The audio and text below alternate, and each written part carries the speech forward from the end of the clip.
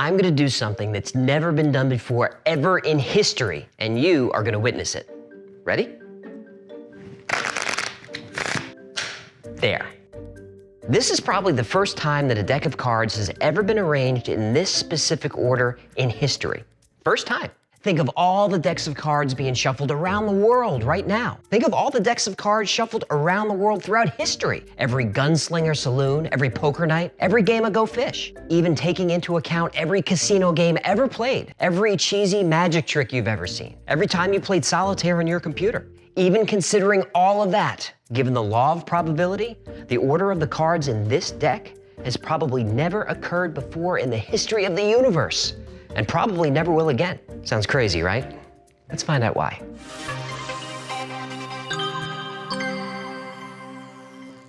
Welcome to the Why Files, where smart folks like us get together to talk nerdy. And today we're talking about math facts that seem to defy logic. Your hair defies logic. What is that? What is what? You look like a one-man boy band who got old. What's on your head? It's hair product? Hair product? I'm glad I got scales. Can I just get through this intro, please? Go ahead, Grandpa Timberlake. Do your thing. I just said glad I got scales. Math is everywhere. It's the source code of the universe. It's the blueprint for everything. And most of the time, math makes perfect sense, right? 2 + 2 is 4, 5 × 5 is 25, fine. But sometimes, math just gets weird. Like the deck of cards, which is bananas, by the way. And we'll get to that later in the video.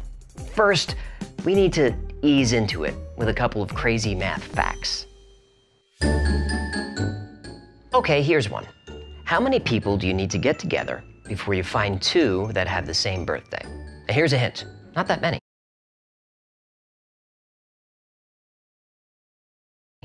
In a random group of only 23 people, the chances of two of them sharing the same birthday is 50%. What?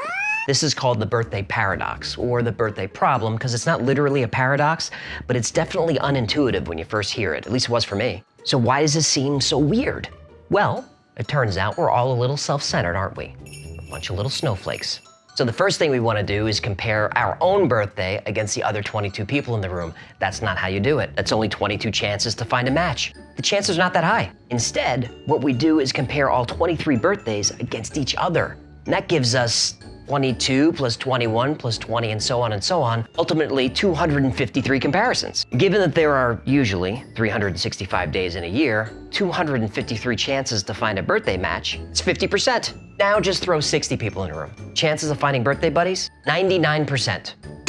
Now there's an actual formula for this, which I cannot explain, but I can link it in the description below. Here's another one that broke my brain at first. Let's say you have a rope wrapped around the Earth at the equator. The length of the rope is gonna be about 25,000 miles long, right? 45,000 kilometers. Let's say you want that rope to hover 1 foot off the ground, 30 centimeters. How much more rope do you need to add to that whole thing to make that happen? The answer? 6.28 feet, 1.91 meters. That's it? That's it. Okay. That's weird enough, right? But here's where the puzzle takes the express train to Crazy Town. Okay, the Earth is really big, so let's try the puzzle with something really small, like a tennis ball. How long's your rope to get around the tennis ball? 8 inches, 20 centimeters. So now do the same thing. We want that rope to hover 1 foot above the tennis ball. How much more rope do we need to add? Same answer, 6.28 feet. You're sure? I'm sure.